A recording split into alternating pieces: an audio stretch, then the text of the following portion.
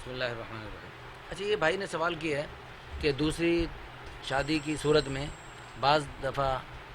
پہلی بیوی کی طرف سے کافی مشقت آتی ہے یا حکومت کی طرف سے بھی کچھ پابندیاں سامنے آ رہی ہیں، تو اس صورت میں کیا کیا جائے؟ بھائی گزارش یہ ہے کہ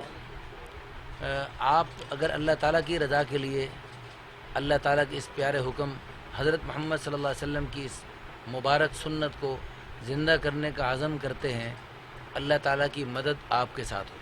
سب سے پہلے آپ صلاۃ الحاجت پڑھ کے اللہ سے مانگیے، یا اللہ میں اس کا ضرورت مند ہوں، محتاج ہوں، تو نے ہی مردوں کے دل میں ایک سے زائد عورت کی خواہش رکھی ہے، اور میرے اندر اس وقت یہ خواہش بہت زیادہ ہے، تو میں اس خواہش کو پورا کرنا چاہتا ہوں، تو یا اللہ تو میری مدد فرما۔ تو آپ اس طریقے سے اللہ تعالیٰ سے دعا کیجئے، اللہ تعالیٰ کی مدد آپ کے ساتھ ہوگی، اور انشاءاللہ ثم انشاءاللہ اللہ تعالیٰ راستے پیدا فرمائیں گے۔ آج ہی مجھے ایک خاتون نے پنڈی سے فون کیا اور اس نے کہا کہ میں اپنے شوہر کے لیے خود سوکن کی تلاش میں ہوں، میں اپنی سوکن کی اپنے شوہر کی دوسری بیوی یعنی اپنی سوکن کی خود میں تلاش کر رہی ہوں، تو آپ کے میگزین میں جو فلاں رشتے کا اشتہار ہے ان سے اگر ہماری بات کروائیں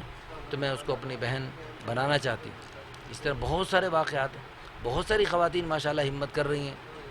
افریقہ میں تو باقاعدہ تلاش کرتی ہیں، پاکستان میں بھی الحمدللہ یہ رواج پا رہا ہے۔ تو دیکھیں اللہ نے قرآن میں صاف فرمایا یریدون لیطفئوا نور اللہ بافواہہم، یہ اللہ تعالیٰ کے نور کو اپنی افواہوں سے، اپنی پھونکوں سے بجھانا چاہتے ہیں، اور بجھانے کی کوشش کرتے رہیں گے۔ جو بھی اللہ رسول کی چاہت کے خلاف کام ہیں جی وہ سب باطل ہے، اور اس باطل کی اہل باطل کوشش کرتے رہیں گے، اور اہل حق اللہ تعالیٰ سے مانگ کر حق پہ چلنے کی کوشش کرتے رہیں گے، اور حق انشاءاللہ غالب آ کر رہے گا۔ اور فرمایا نا یریدون لیطفئوا نور اللہ بافواہہم واللہ متم نورہ ولو کرہ الکافرون، اللہ تعالیٰ اپنے اس نور کو پھیلا کے رہیں گے۔ اللہ تعالیٰ کا ہر حکم نور ہے، رسول اللہ صلی اللہ علیہ وسلم کی ہر سنت نور ہے، حتیٰ کہ آپ صلی اللہ علیہ وسلم کی کھانا کھانے کی سنت،